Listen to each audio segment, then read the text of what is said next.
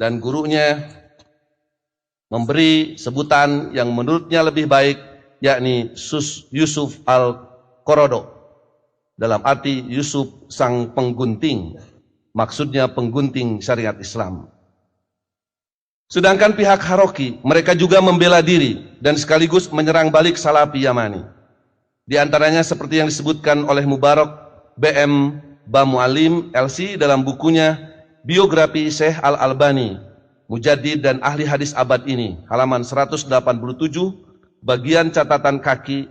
Bamualim menulis, sebagaimana yang terjadi di negeri ini, munculnya beberapa gelintir manusia dengan berpakaian salafiyah, memberikan kesan seolah-olah mereka mengajak kepada pemahaman salaf. Namun hakikatnya mereka adalah pengekor hawa nafsu dan perusak dakwah salafiyah. Akibatnya mereka hancur berkeping-keping dan saling memakan daging temannya sendiri. Wal'iyadubillah. Seorang tokoh Jum'iyah Ihya'ut Turas Al-Islami yang ditugaskan di Indonesia, yang mengajar di pesantren Al-Irsyad Tenggaran Salatiga, Jawa Tengah, bernama Syarif bin Muhammad Fuad Haza, karena kegerahannya terhadap cara-cara Ja'far Umar, maka atas inisiatifnya ia menyebarkan selebaran berjudul Penjelasan dan Ajakan yang diterjemahkan oleh Yusuf Usman Baisa, pimpinan pesantren Al-Irsyad Salatiga. Inti selebaran itu adalah mengajak Ja'far Umar untuk melakukan mubahalah agar Allah melaknati salah satu dari keduanya yang terbukti sebagai pendusta. Mubahalah itu pun akhirnya terjadi antara dua orang tokoh dakwah Islam, yaitu Ja'far Umar dari Salafi Yamani dan Syarif Muhammad Haza dari Ihya Turas Kuwait atau dari Salafi Haroki. Keutamaan para sahabat Nabi SAW. Kiranya kita semua sepakat dan tidak meragukan lagi tentang keutamaan para sahabat Nabi SAW, baik muhajirin maupun ansor. Mereka adalah komunitas yang mendapat pujian dan jaminan dari Allah Subhanahu wa Ta'ala, tempat kembalinya di surga. Kita berkewajiban untuk memuliakan mereka dan menjadikan mereka sebagai panutan atau uswah hasanah dalam kehidupan. Allah Subhanahu wa Ta'ala berfirman, A'udzubillahi minasyaitonir rajim. Was-sabiqunal awwaluna minal muhajirin wal ansar walladzina ittaba'uuhum bi ihsan radhiyallahu anhum wa radu'an wa adda lahum jannatin tajri tahtahal anhar khalidina fiha abada dzalikal fawzul adzim. Orang-orang yang terdahulu lagi yang pertama-tama masuk Islam di antara orang-orang muhajirin dan ansor dan orang-orang yang mengikuti mereka dengan baik, Allah ridho kepada mereka dan mereka pun ridho kepada Allah, dan Allah menyediakan bagi mereka surga-surga yang mengalir sungai-sungai di dalamnya. Mereka kekal di dalamnya selama-lamanya. Itulah kemenangan yang besar. At-Taubah 100. Demikian juga keutamaan para tabi'in dan tabi'ut tabi'in yang digambarkan dalam hadis An Imran bin Husain radhiyallahu anhuma qala Nabi SAW, khairukum qarni tsumma alladhina yalunahum tsumma alladhina yalunahum. Rawahul Bukhari wa Muslim. Dari Imran bin Husain berkata, bersabda Rasulullah SAW, sebaik-baik kamu adalah generasiku, kemudian yang sesudahnya, kemudian yang sesudahnya. Hanya kaum Syiah Rafidah dan yang semacamnya yang merendahkan martabat para sahabat Nabi SAW. Mereka menilai bahwa para sahabat sepeninggal Nabi SAW semuanya murtad, kecuali hanya 3 orang, yakni Al-Miqdad bin Al-Aswad, Salman Al-Farisi, dan Abu Dzar Al-Ghifari. Demikian seperti dimuat oleh Al-Qisi di dalam kitabnya Rijalul Qisi halaman 12-13 dan oleh Al-Kulaini dalam kitabnya Furu'ul Kafi halaman 115. Malah Muhammad Bakir Al-Majlisi dalam kitabnya Haqqul Yakin halaman 33 dengan menisbahkan perkataan kepada Imam Zainal Abidin yang ditanya soal Abu Bakar radhiyallahu an dan Umar radhiyallahu an, beliau menjawab, keduanya adalah kafir dan mereka yang mengangkatnya juga kafir. Bahkan di halaman 519 Al-Majlisi mengatakan, akidah kami dalam hal kebencian adalah membenci 4 berhala, yaitu Abu Bakar, Umar, Utsman dan Muawiyah, dan 4 wanita, yaitu Aisyah, Hafsah, Hindun, dan Ummul Hakam, serta semua orang yang mengikuti mereka. Mereka adalah sejelek-jelek makhluk di muka bumi ini. Tidaklah sempurna iman kepada Allah, Rasulnya, dan para imam kecuali setelah membenci musuh-musuh tersebut.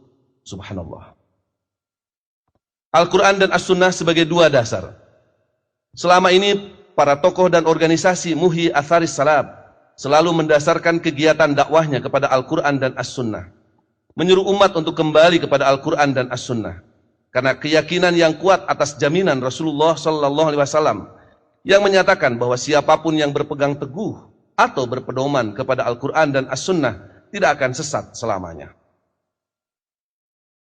Allah Subhanahu wa taala telah memerintahkan, ya ayyuhalladzina amanu atiullaha wa atiur rasula walil amri minkum fa in tanaza'tum fi syai'in farudduhu ila Allah war rasul in kuntum tu'minuna billahi wal yaumil akhir dzalika khairu wa ahsanu ta'wila. Hei orang-orang yang beriman, taatilah Allah dan taatilah Rasulnya dan ulil amri di antara kamu. Kemudian jika kamu berlainan pendapat tentang sesuatu, maka kembalikanlah ia kepada Allah, yakni Al-Quran dan Rasul, yaitu sunnahnya, jika kamu benar-benar beriman kepada Allah dan hari kemudian.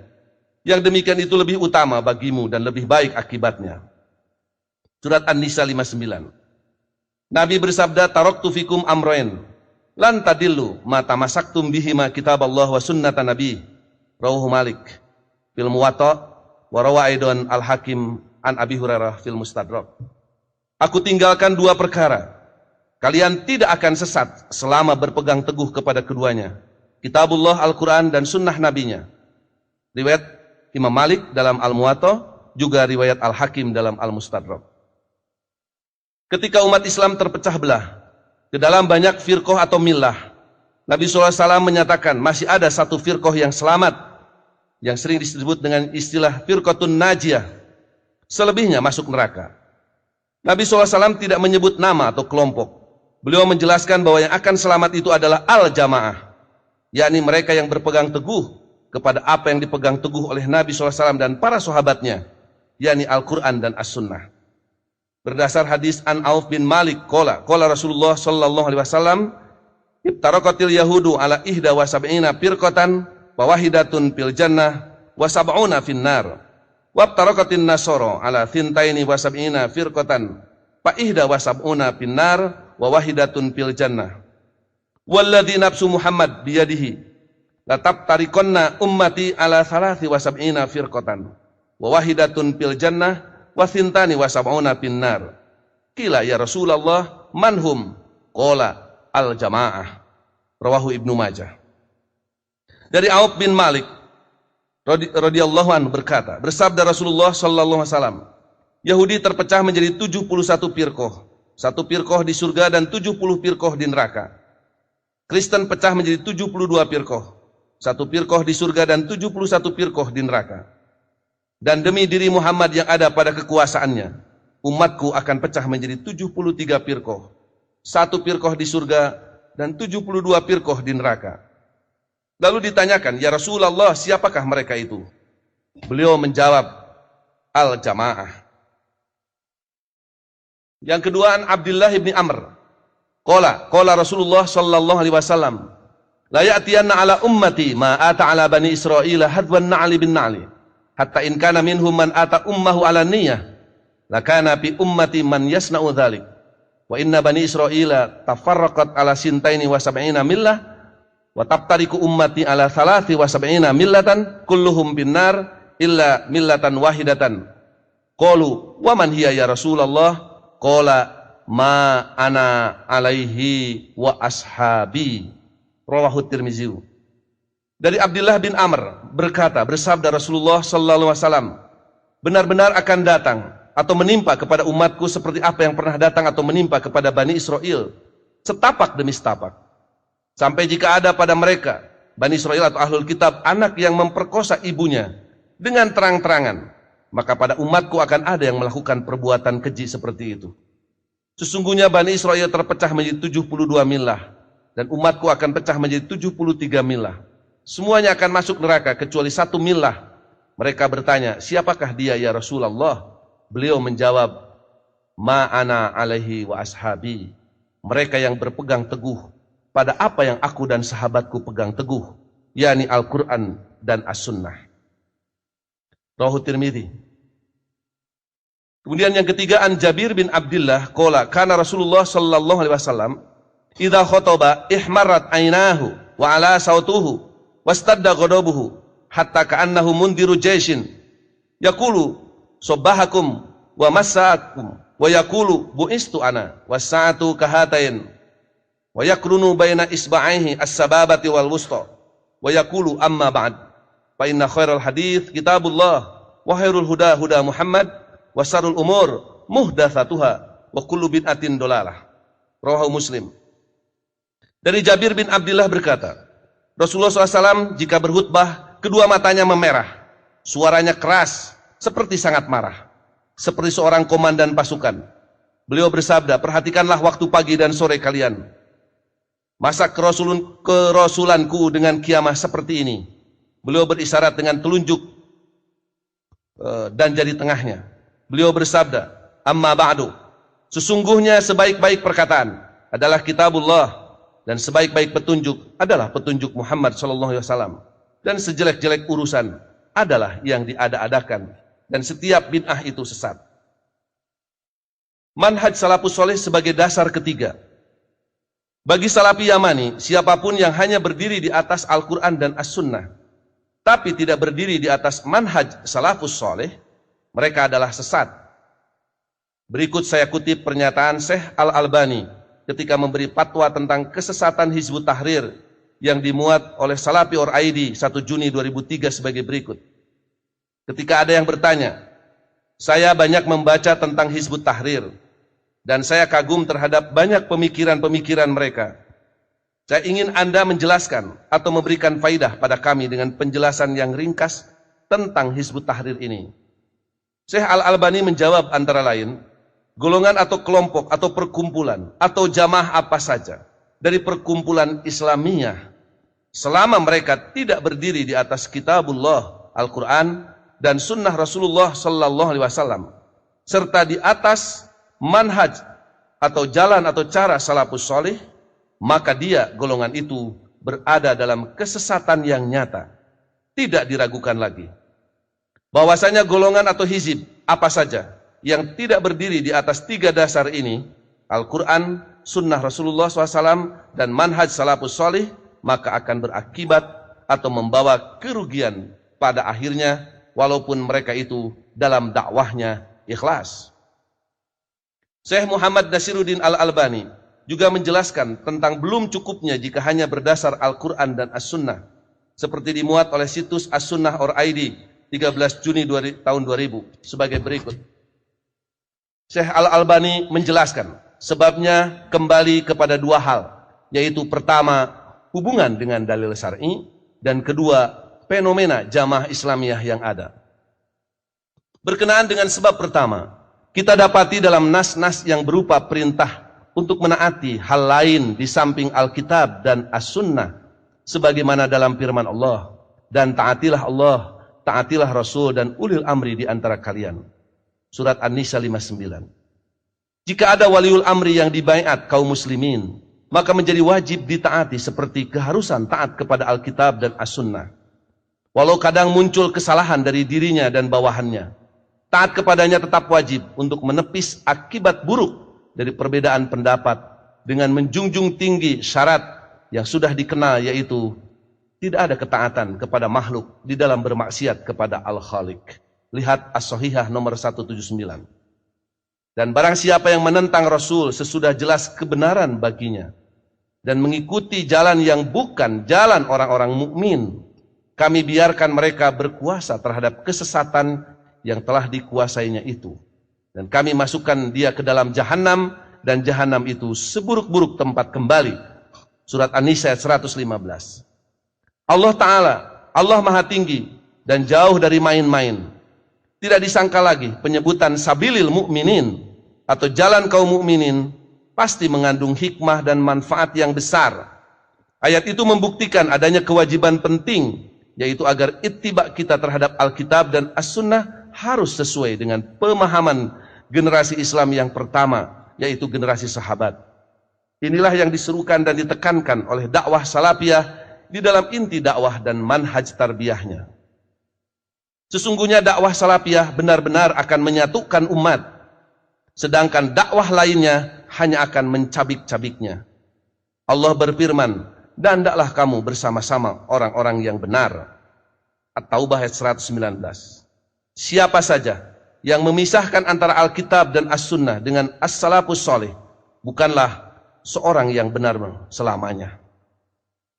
Adapun berkenaan dengan sebab kedua, bahwa kelompok-kelompok dan golongan-golongan umat Islam sekarang ini sama sekali tidak memperhatikan untuk mengikuti jalan kaum mukminin yang telah disinggung ayat di atas dan dipertegas oleh beberapa hadis. Di antaranya hadis tentang firqoh yang berjumlah 73 golongan. Semua masuk neraka kecuali satu. Rasul mendeskripsikan sebagai dia golongan itu adalah yang berada di atas pijakan dan para sahabatku hari ini. Hadis ini senada dengan ayat yang menyitir tentang jalan kaum mukminin. Di antara hadis yang juga senada maknanya adalah hadis Irbad bin Syariah yang di dalamnya memuat perintah pegangilah sunnahku dan sunnah khulafaur rasyidin sepeninggalku. Jadi di sana ada dua sunnah yang harus diikuti, sunnah Rasul dan sunnah khulafaur rasyidin. Menjadi keharusan atas kita, generasi mutaakhirin, untuk merujuk kepada Alkitab dan As-Sunnah dan jalan kaum mukminin. Kita tidak boleh berkata, kami mandiri dalam memahami Alkitab dan As-Sunnah tanpa petunjuk salafus soleh. Demikian juga kita harus memiliki nama yang membedakan antara yang hak dan batil di zaman ini. Belum cukup kalau kita hanya mengucapkan saya seorang muslim saja atau bermadhab Islam. Sebab semua firqoh juga mengaku demikian. Baik Syiah, Ibadiyah, salah satu firqoh dalam Khawarij, Ahmadiyah dan yang lainnya. Apa yang membedakan kita dengan mereka? Kalau kita berkata saya seorang muslim yang memegangi Al-Quran dan As-Sunnah, ini juga belum memadai. Karena firqoh-firqoh sesat juga mengklaim ittiba terhadap keduanya. Tidak sak lagi, nama yang jelas, terang dan membedakan dari kelompok sempalan adalah ungkapan, saya seorang muslim yang konsisten dengan Alkitab dan As-Sunnah serta manhaj salaf, atau disingkat, saya salafi. Dari penjelasan Syekh Nasiruddin Al-Albani di atas, kita bisa mengetahui bahwa yang menjadi dasar penetapan manhaj salafus soleh sebagai dasar ketiga antara lain adalah firman Allah, wa may yushaqqiqir rasula mim ba'di ma tabayyana lahul huda wa yattabi ghaira sabilil mu'minin nuwallihi ma tawalla wa nuslihi jahannama wa sa'at masira. Dan barang siapa yang menentang Rasul sesudah jelas kebenaran baginya dan mengikuti jalan yang bukan jalan orang-orang mukmin, kami biarkan ia leluasa terhadap kesesatan yang telah dikuasainya itu, dan kami masukkan ia ke dalam jahanam, dan jahanam itu seburuk-buruk tempat kembali. Kata sabilil mu'minin dalam beberapa tafsir diberi penjelasan. Saya buka-buka tafsir yang ada di rumah, misalnya di Al-Qasimi yang dimaksud dengan sabilil mu'minin itu wahwa dinul qayyim.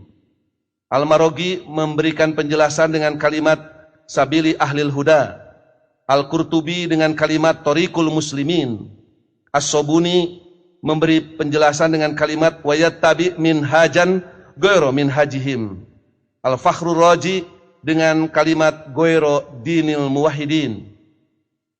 An-Nasafi ay sabilil ladzi hum alaihi minad dinil hanifi.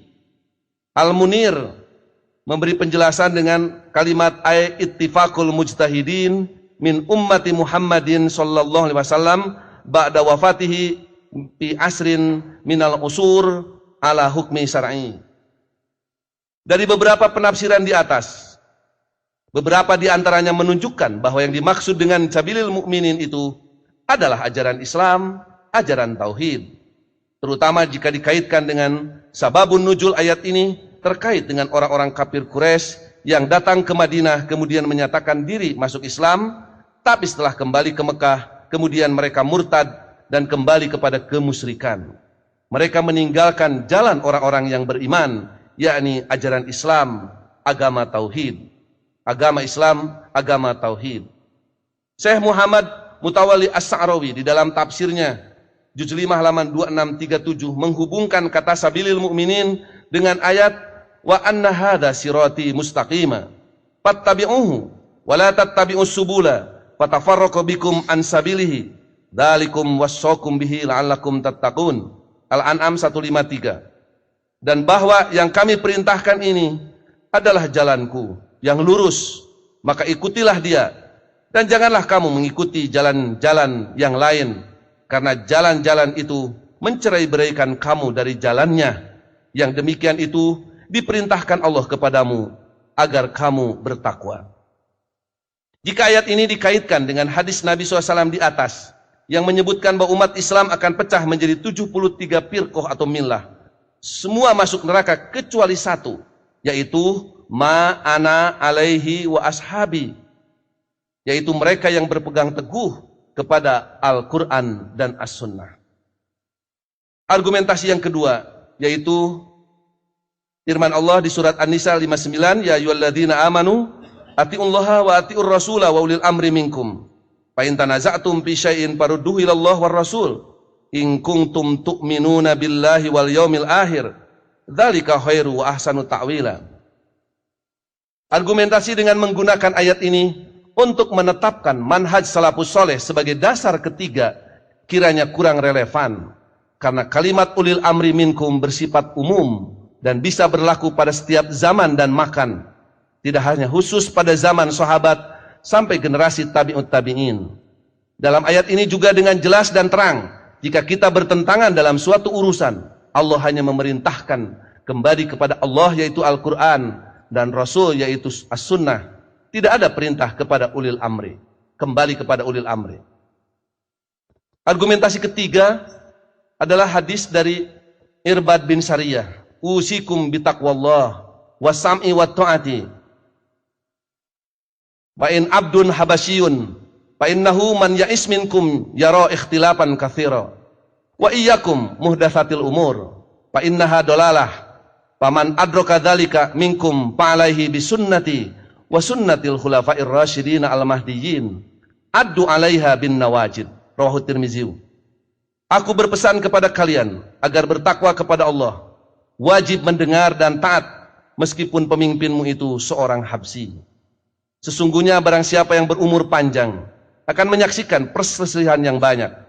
Hati-hatilah dengan urusan yang diada-adakan, sebab yang diada-adakan itu sesat. Barang siapa di antara kalian dengan keadaan seperti itu, maka hendaklah ia mengikuti sunnahku dan sunnah para khulafaur rasyidin yang mendapat petunjuk. Pegang teguhlah dengan sungguh-sungguh. Berdasar hadis ini, kita diperintahkan untuk mengikuti sunnah Nabi SAW dan sunnah para khulafaur rasyidin. Tapi kita belum pernah mendapatkan keterangan dari Nabi SAW siapa-siapa saja yang disebut atau masuk kategori khulafaur rasyidin itu. Apakah terbatas kepada Abu Bakar radhiyallahu anhu sampai dengan Ali bin Abi Thalib radhiyallahu anhu? Jika di kemudian hari ada khalifah atau pemimpin yang termasuk kategori rasyidin dan mahdiyin, menurut hadis ini, menurut hadis di atas, adalah wajib bagi umat Islam untuk mengikutinya. Dengan demikian tidak hanya khulafaur rasyidin yang salaf, tapi juga yang khalaf. Persoalan berikutnya, apakah kalimat atau sebutan khulafaur rasyidin al-mahdiyin dalam hadis di atas dapat diberlakukan dalam pengertian umum yang mencakup semua sahabat, tabi'in dan tabi'ut tabi'in, untuk kemudian diambil istinbat bahwa manhaj salafus soleh sebagai dasar ketiga. Tanpa mengurangi rasa hormat kita atas kemuliaan para sahabat, dalam kenyataan kita kerap kali dihadapkan kepada kesulitan dalam memahami ayat atau hadis Nabi SAW. Ketika di antara sahabat Nabi SAW sendiri terjadi perbedaan pendapat atau sikap, lantas sahabat manakah yang harus diikuti? Kita ambil contoh satu misalnya, tentang makna aulamastumun nisa dalam Quran surat An-Nisa ayat 43 dan Al-Maidah ayat 6. Ibnu Mas'ud berpendapat, mencium itu termasuk lamasu, hendaklah berwudu. Lamasu itu bukan bersetubuh. Begitu dalam Nailul Autor juz 1 halaman 231. Sementara Ali bin Abi Thalib dan Ibnu Abbas menafsirkan mulamasah itu dengan arti jima atau bersetubuh. Kalau kita lihat Subul Salam juz 1 halaman 66. Pendapat sahabat mana yang harus kita ambil? 2. Dalam hadis riwayat Al-Bukhari dijelaskan bahwa adzan Jumat itu dilakukan apabila imam sudah duduk di mimbar pada zaman Nabi SAW, Abu Bakar dan Umar. Maka pada masa Khalifah Utsman, di mana manusia muslim semakin banyak, Utsman memerintahkan untuk menambah adzan ketiga yang kini sering disebut dengan adzan awal di Zauro, sebuah tempat di pasar Madinah. Persoalan yang muncul, sunnah Khulafaur Rasyidin yang mana yang harus kita ambil dalam masalah ini? Apakah yang berlaku di zaman Abu Bakar dan Umar, di mana adzan Jumat itu hanya 1 kali, atau cara Utsman bin Affan dengan adzan 2 kali? Dari uraian sederhana ini, izinkan saya membuat beberapa catatan atau kesimpulan sebagai berikut. 1. Kita tidak menemukan dalil yang sharih, yang jelas, yang menetapkan manhaj salafus soleh sebagai dasar ketiga setelah Al-Quran dan As-Sunnah. 2. Rasulullah SAW kita yakini paling paham mengenai makna kalimat sabilil mu'minin. Tapi dalam sabdanya beliau hanya berwasiat untuk berpegang teguh kepada 2 perkara, yakni Al-Quran dan As-Sunnah, dengan jaminan kita tidak akan sesat selamanya. Menjadi sesuatu yang aneh jika kemudian ada yang ragu atas jaminan Nabi SAW tersebut. Menjadi sesuatu yang membingungkan dan kontradiktif dengan jaminan Nabi SAW jika kemudian ada yang menilai sesat jika hanya berdasar kepada Al-Quran dan As-Sunnah. 3. Kita yakin bahwa yang jadi pegangan para salafus soleh, sahabat, tabi'in dan tabi'ut tabi'in dahulu juga hanya 2, yakni Al-Quran dan As-Sunnah. 4. Nabi SAW sudah berpesan dalam hadis di atas bahwa sebaik-baik perkataan adalah kitabullah, yakni Al-Quran, dan sebaik-baik petunjuk adalah petunjuk Muhammad SAW, dan sejelek-jelek perkara adalah yang diada-adakan atau muhdatsatul umur. Kita sangat khawatir menetapkan dasar ketiga setelah Al-Quran dan As-Sunnah, apapun namanya, akan termasuk muhdatsatul umur. 5. Patut menjadi renungan kita semua. Apakah cara-cara dakwah dengan cara kasar, merendahkan dan menghinakan itu sudah termasuk dakwah bil hikmah dan sesuai dengan cara dakwah salafus soleh? Wallahu alam. Allahu yahudu bi aidina ila ma fihi khairul Islam wal muslimin. Wassalamualaikum warahmatullahi wabarakatuh.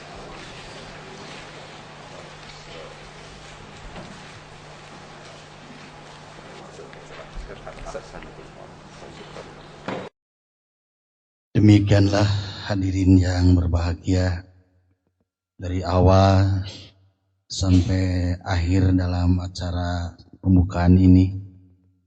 Mudah-mudahan pada acara ini kita semua senantiasa bersama ridho Allah Subhanahu wa Ta'ala.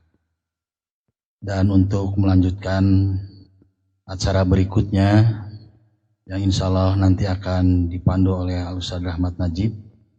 Namun sebelum itu kami persilakan untuk rehat kurang lebih 5 menit sampai 10 menit.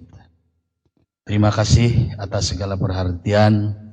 Teriring doa jazakumullahu khairan katsira. Mohon maaf atas segala kekurangan. Aqulu qouli hadza wastaghfirullah li wa lakum. Wassalamualaikum warahmatullahi wabarakatuh.